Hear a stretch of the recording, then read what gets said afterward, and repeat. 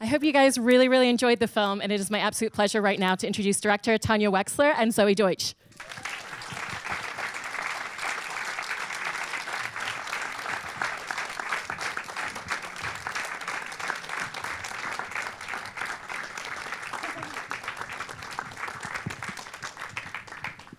Hi, everyone. Thanks for being here. Hi, everyone.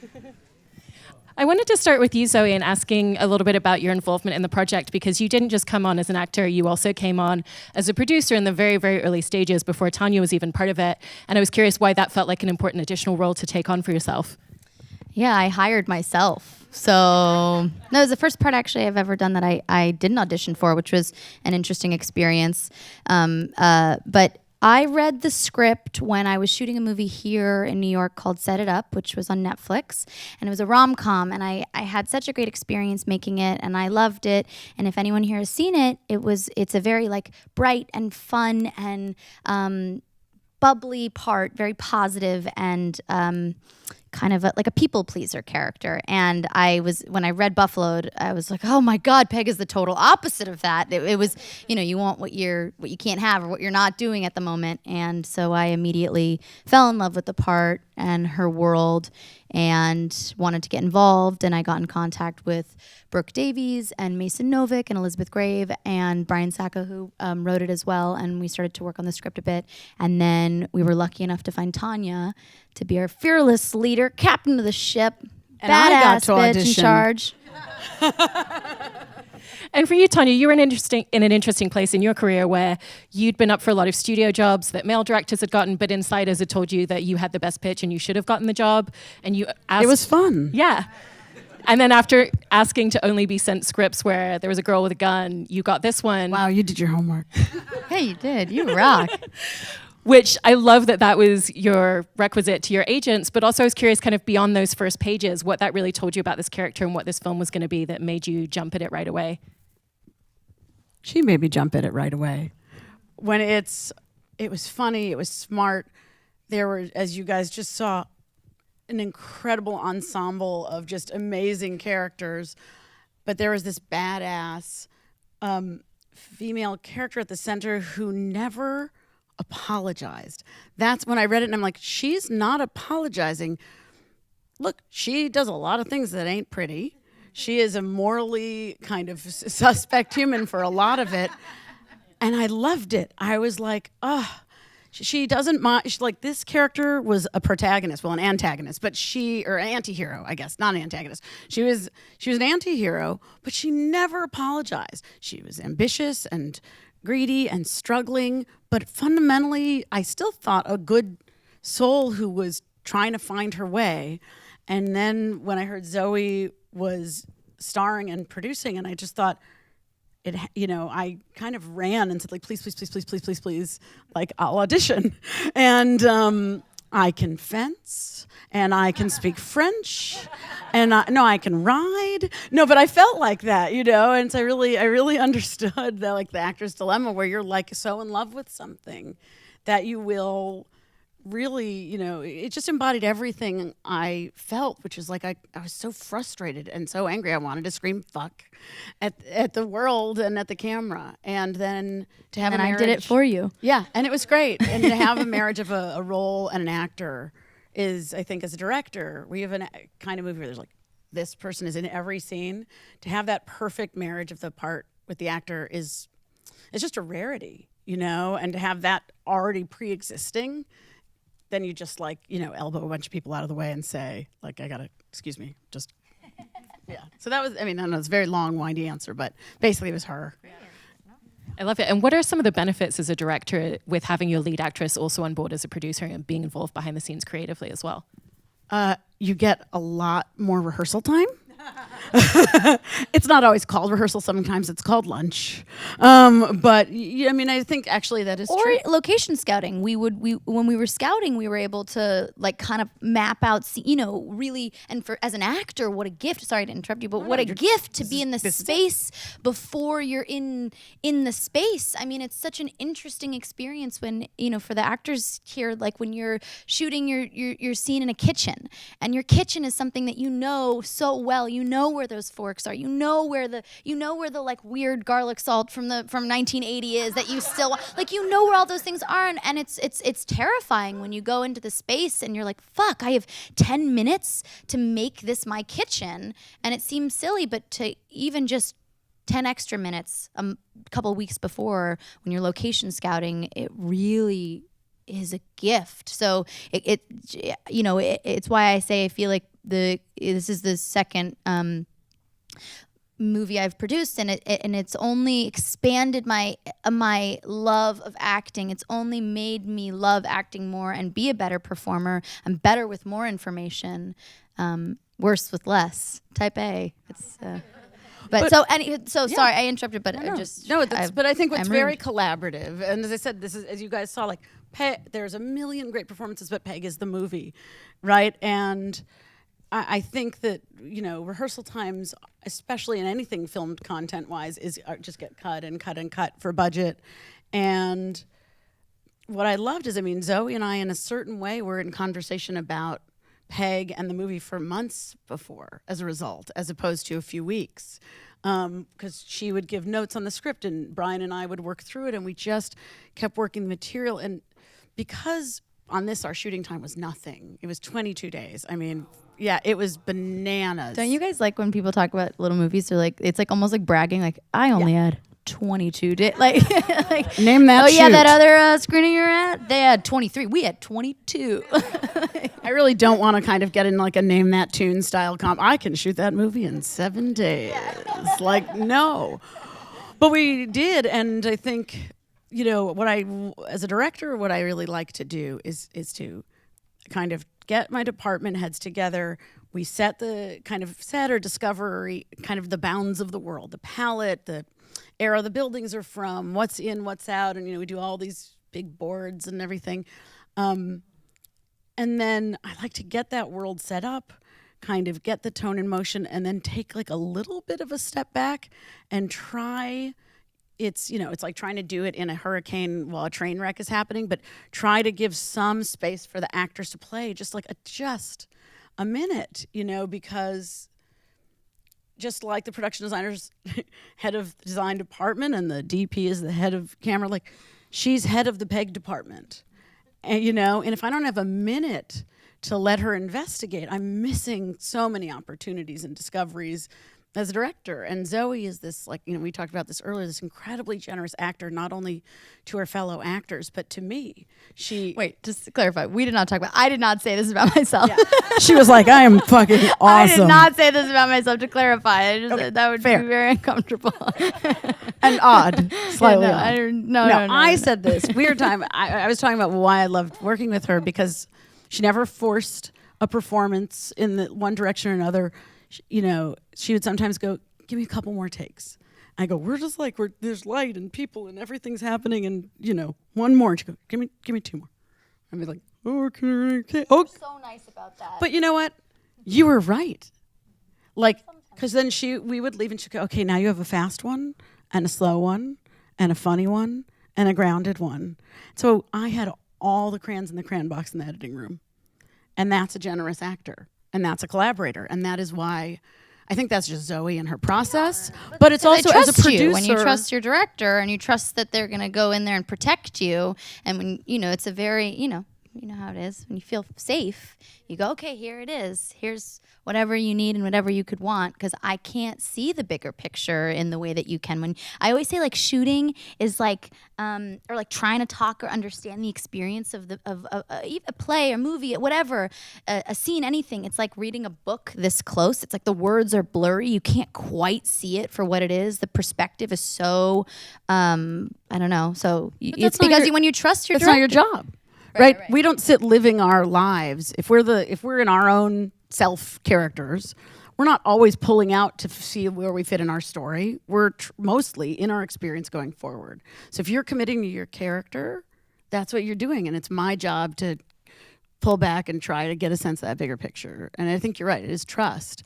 But that's when I trust you to have her back so that I can see how all the pieces, like the chess game, works together. Yeah. I love it. I can, even just watching the two of you talk, I can see why this worked so well on screen. No one else can talk. I wanted to go back to your prep as an actor a little bit, Zoe. You were touching on this before and how being on location and being in the settings would help, but also just being seeped in the script and being able to give script notes. How did that shift the way that you usually take a script and prepare for a role on this film?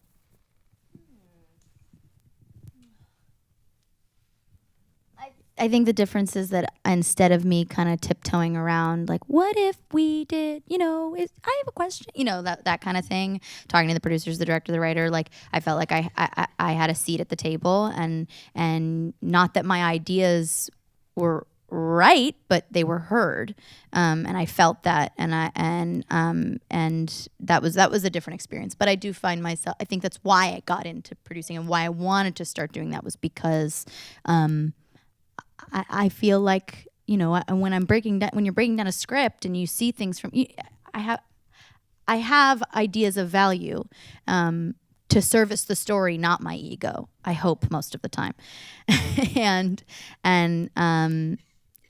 I felt like they were heard in this situation by Tanya and by Brian, and that was a really self-worth building experience.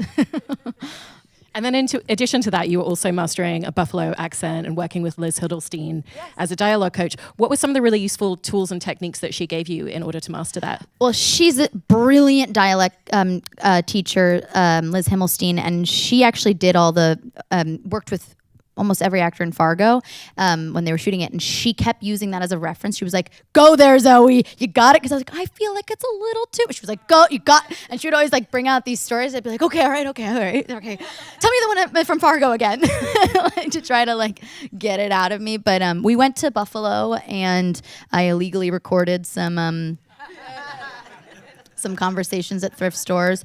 Also, great tip is to call like flower stores or call restaurant. Like, I did a lot of that. That was a great tip of hers. YouTube is an unbelievable source, really, truly the best. And just word for word, breaking it all down. And then I had her watch the movie because obviously, we don't have a budget to have her on set, but I asked her if she could watch it and go through it and sift and see if there were any tweaks here and there. But accents are fun, right? Aren't they fun? So fun. Yeah. And then for you, Tanya, how did you work collaboratively with Brian Sacker, who wrote the script, to make sure that you were bringing the vision that he had in writing to life, but also making sure that you had your own voice within it and your own vision on screen as a director? You're so fancy. Good at this. Really Isn't she good. fancy? Yeah, good. Yeah. I thought you were going to be like, what'd you guys eat? How? Yeah. Always catering.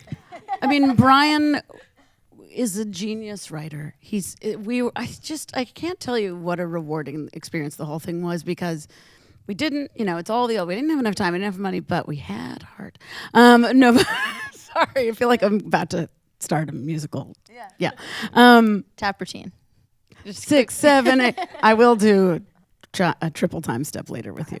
Okay.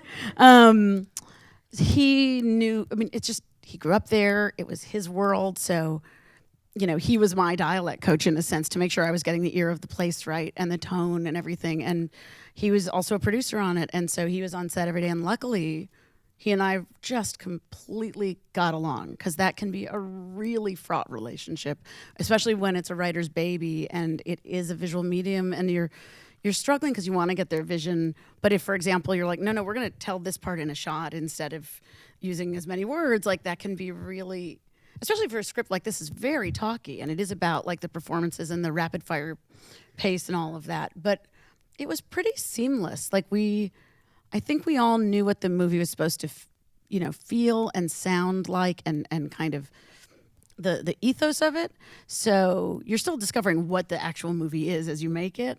But because I think we were all making essentially the same thing and on the same vibe, our egos just generally, I think, didn't get in the way. It became less about winning a fight because it was our opinion, and more about, what does this movie want to be? So it's funny, I can't even really tell you. It's just like Brian and I worked the material with Zoe, and that's the whole process. Us three got together every Sunday and we would go through, which is something I love to do if people are down with it, is go through like all the stuff for the week, but in order of like how the one-liner is, so that it starts like getting your brain of how you're gonna shoot Monday. Like if it's like 14:30, whatever, and then go through every single scene, every page for the whole week on the Sunday before, and whether or not that solves all the problems, like it doesn't. There are always going to be things that come up and things where, that line is whatever. But to get to sit in a room with the writer and the director and go through and map it out is really, really great. I've had the opportunity. And anything to do you that bump against or anything, you're not having that in the moment where time is short and it takes away from performance. Like you still have it, but you have a lot less of it because you've had those conversations. I only had like 15 nervous breakdowns, and I could have had 30. It's true. So that saves time. We only had budget for 12. So. You also do such a wonderful job in capturing Buffalo as a really central character to the film. It's not just part of the title. It's not just where the characters live and breathe. But I know that you were also having to film in Toronto and have that substitute. So what were some of the logistical challenges in making sure you kept it feeling authentic? I mean, strangely, because Toronto and really Hamilton is Ontario, which is where we also shot, which is maybe an hour and a half from Buffalo, there is a really different accent. It is crazy pants. They are an hour and a half away, and you got like the Toronto, kind of thing going on. So sometimes we'd have day players that I was like, can you speak American instead of Canadian? And it was such a weird, stupid note to give, right? But it was true, yeah, but it was actually great to shoot because it is very similar. The architecture is similar, the time period they were developed in. So we actually had it would have been nice to do a few more days in Buffalo, but there was not like a huge Buffalo Film Commission. Is anyone from Buffalo here? Yeah. Okay, I want to say something. I love Buffalo. Yeah. I loved going to Buffalo. I loved shopping there. I loved eating there. And now, do you like Anchor Bar or Duff's more? Or do you hate, you like Anchor Bar? What about you? Duff's? Oh, and Duff's. Oh, fuck. Let's get on stage Throw and down. duel it out. Let's fucking fight it out. I went to both, and I would never take a side in this room. If there's 1 and 1, I know better. I have a giant foam wing hat that I bought that I finally have gotten rid of. It was one of those things you kind of find in your closet. I literally just found this a couple days ago, and I was like, why did I buy this? I wasn't allowed to wear any Bills merch but I was like obsessed with wanting to have it. I see you're decked out, and we went to the Bills sports shop, whatever. I don't know why was that so hard to say. Yeah, and I bought a bunch of like things and whatever I wanted to like put in my room and I had a scrunchie, and that was I snuck it in. I was wearing a Bills scrunchie the entire time, and every time you would like see the Buffalo, the script supervisor would be like, Zoey, and I'd be like, come on, just one scene. She'd be like, we can't. We don't have any clearance. We can't do it. But I snuck it in there. I snuck some merch for the Bills in. I shouldn't have said that. I'm not the bad producer. I'm a bad producer. Really, really, really bad producer. Anyway, whatever. Go Bills. Go Bills. Go Bills. I also wanted to talk about the costumes of Peg, and I was curious whether it's scripted at the beginning that she's wearing her father's clothes, but was that scripted throughout, or what was that decision to really make sure that was going to be her costume and her aesthetic throughout the rest of the film? I loved the aesthetic of like oversized kind of like 80s menswear and it feeling like that's what made her feel sexy and powerful and equipped to be and wanting to like dress for success in the way that we all want to, and what makes you feel comfortable, like those like hardy shoes that like make her walk on the, like I always feel like the way into a character with clothes is shoes and underwear, because those are the things that make you walk differently. And no, it's true. Underwear, you laugh at me, but it's true. Like I laugh with you. Anyway, I wanted her to have like comfortable shoes. Like those Reeboks were like really broken in. I didn't want to feel like they were new and whatever. And most of the suits and things that I'm wearing were bought in Buffalo at thrift stores. I don't know. Yeah, Zoey did a lot. I mean, that actual beat, you may not, you probably remember this. Originally in the script, she went to a thrift store and bought like a power like women's suit. And I kind of went like, I just kept looking at the script going, this doesn't feel woven in. And I kept thinking about like this loss of her dad and this kind of feeling like she had a birthright denied thing. And we started talking about it and we were pitching it back and forth. And I think you were looking at a lot of suits and men's suits and like watching different levels of tailoring happen. Cause it's first it's oversized and they get more and more tailored, like closer. But I remember I can't remember if it was you. I think it was you. It was one of us just said, well, what if it's her dad? Like she, the only thing nice she can find is her dad's old suit that she then takes and like. And it shifts. Like she's wearing Bill's stuff and comfy whatever, like reds and blues and stuff. And then when she goes in and to see her mom, and she opens up a trunk and she's like pulling out. She like takes her pants off and she like gets a suit out of the trunk. And that's when, in my mind, it's a little bit like fantasy land. In my mind, that's when she took the suits out and she was like, I'm gonna make this suit for my dad, that, and shifted. In the rest of the movie she's in suits. But I posted a thing on my Instagram of some of the fitting photos, which people found fun, which I was like, oh, okay, I don't know, whatever. But I think what I love about it is it's from character, right? You can do costume all sorts of ways. You can do it outside in, inside out, but it was just, again, this movie is Peg's journey. And so to really make sure all those choices came from her story was why I think it feels so authentic and doesn't just feel like, oh, that's cool, that's like trendy, that's kitschy, whatever. It's like there's always the thought to like the character choice behind it. And you were talking a little bit about how those suits informed the way that you walked as her and how you saw yourself as Peg.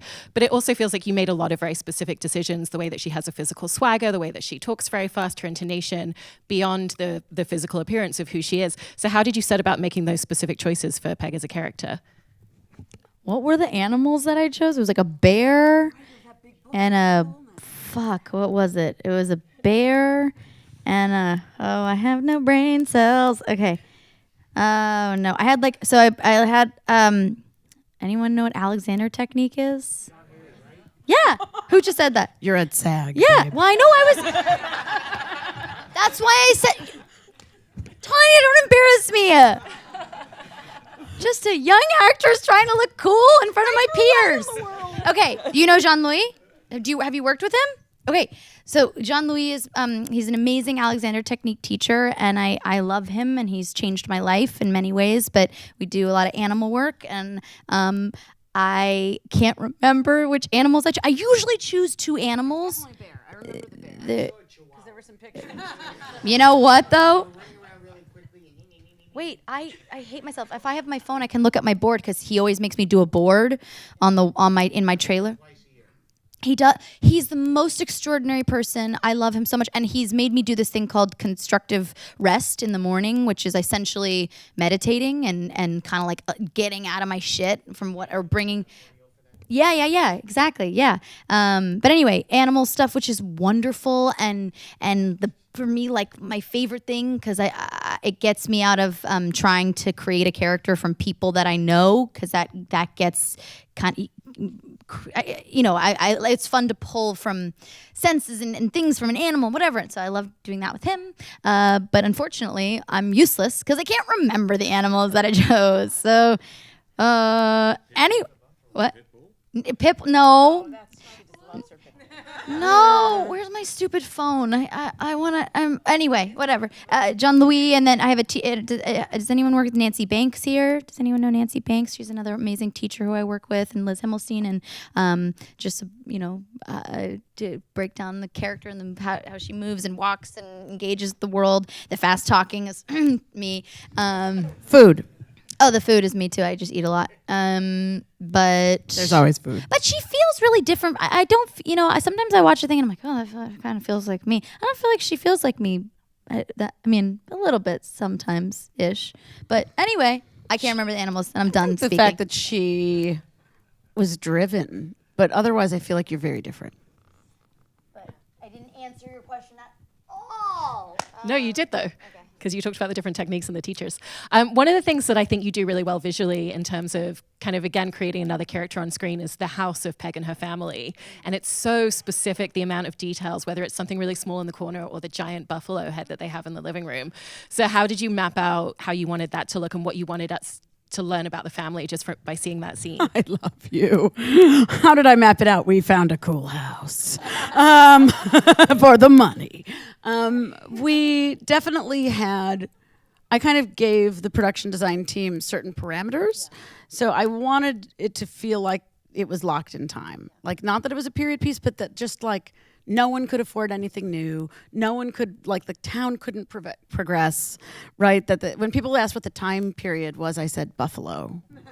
And right, like, and I wanted, and you know, and I was, and Brian and I spent a long time talking about it because I didn't want to make fun of it. I wanted it to be a love letter, and so it was really important that there was a veracity to that it wasn't just like mocking. You know, I mean, I grew up in the Midwest. I grew up in Chicago, which is not Buffalo, but it's kind of, you know, I understood that vibe of like a kind of the industrial Midwest that felt left behind, and so I wanted to kind of do a love letter to that. So I said, okay, all the architecture we're going to use needs to be between 1940 and 1980. Technology has to be 10 to 20 years old. There's no new TVs and things like that. The only thing that could be current were people's phones, and even that had to be the older generation. And then clothes I wanted to be at least 10 years old. Like, just, I didn't want a bunch of new stuff because, you know, I mean, I'm right now clearing out the house I've lived in for 20 years, not moving or anything, but I just finally am not doing the Marie Kondo thing, but I'm basically doing the Marie Kondo thing. And I'm like, I've had stuff here for 20 years, and there's this thing, you open a cabinet, you're like, that hasn't moved since the day we moved in, right? And you can see like the dust circle, and right?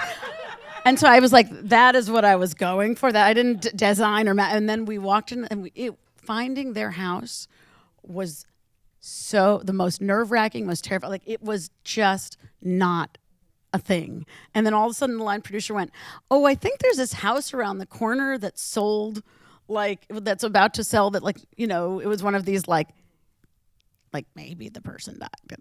I don't know, like it hadn't been touched in several decades, and they were selling it kind of untouched. And I walked in, and it was like, there were the orange, you know, the wood paneling was that, like, it was all there, and they had done a few things, but the bones, like it's just all the old detail was there, and you cannot, like I get with a lot of money, you can make it look like you have no money, but because we needed something with enough scale we could still shoot in. Like, the size of place they would live in was not going to be shootable, so it had to feel right, but it was, you know, and it was still cramped quarters, but it had to be big enough to be shootable. And truthfully, we had to take it down a little, because I remember Zoey walked in, she's like, this is too nice. This is too nice for these people. And we were like, it won't look that nice, don't worry. But, you know, it was luck. It was just like the movie gods smiling on us, because it was hard to find that. But we had a lot of that, like the bar. That's a real bar. And that, like, the location manager, God love him, like, did a lot of, like, kind of not very high-end, like, Canadian TV and stuff sometimes, whatever. And I knew with the budget we have, we weren't building a lot. So the big lesson I learned was, like, say no till it hurts. Like, just keep saying no if it's not right. And everyone's freaking out and going like, we need something to shoot. I'm like, I know, I am also scared, but no, you know, and it's like a horrible thing, because you're just like, I know, it's terrifying. But so basically it was another panic thing where me, the first AD, and the DP were just like not happy with any of the bar locations, and we just started driving up and down every street that was around, like, the, you know, where the production office was, and looking at every dive bar, and then walked into this, like, I think there was like Portuguese run, like, old family bar with, like, that velvet wallpaper, that red was on the walls. Like, the only thing we changed was, instead of like the Labatt's, we put it, you know, and it was like we changed the beer posters and put up, you know, Jenny posters instead. Yeah. And that was, I have my Jenny shirt I whipped out. I was almost going to wear it tonight. But that was a miracle. And we ended up doing our table read there, Remember? Like it was crazy, but it was fun. It was a fun production for sure. Yeah. And in terms of the tone of the film, there's so many elements. You've got the humor, you've got humanity, and then on top of that, you're also interspersing it with actual information about debt and that entire industry. So how did you ensure that you were interspersing that as something that felt like it really was part of the story and added to the story and wasn't taking us out of the moment?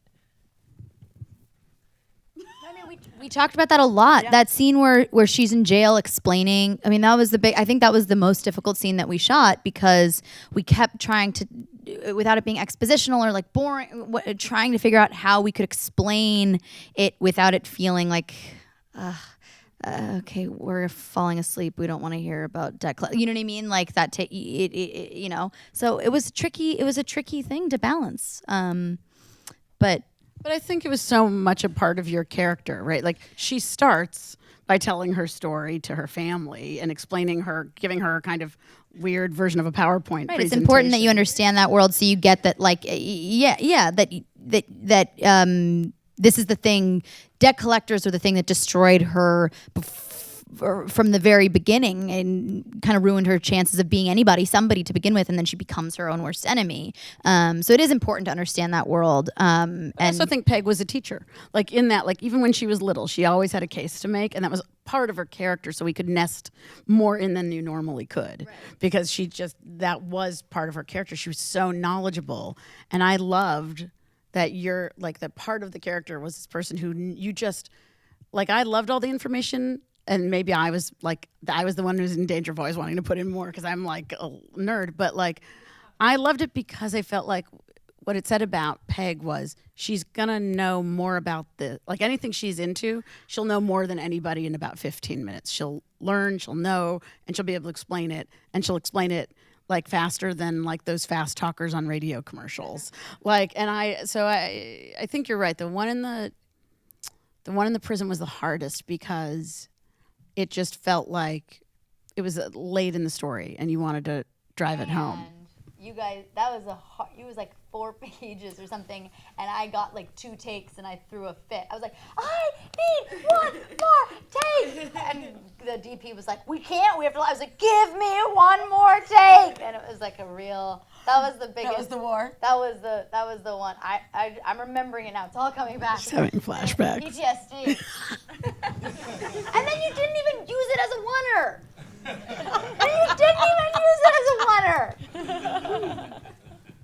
We have to be bold. We have to try things. It doesn't always work. That was on me, not on you.